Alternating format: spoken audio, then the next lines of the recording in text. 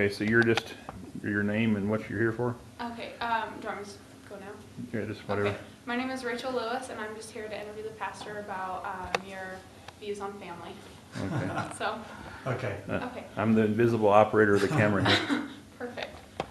Okay, so I just wanted to at first get like a general view of how your family views, or your church views the family. Okay. Like what its role is in the eternal scheme of things, and.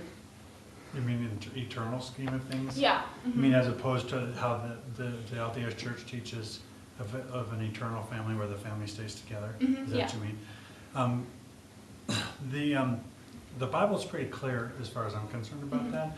There's a passage, and I'm sure you probably know the passage, there's a passage where Jesus is talking to, well, he's actually debating and defending his position to the Sanhedrin, who have, and it's actually the Sadducees. The Sadducees didn't believe in a resurrection. And they were in opposition to the Pharisees because the Pharisees did believe in a resurrection.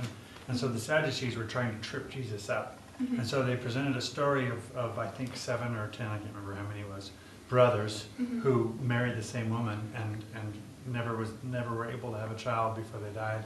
And so they married the woman until the very end, and then the Sadducees asked Jesus who would be her husband when they were in heaven, because she's had 7 or 10, I can't remember how many it was. So who would be it, right?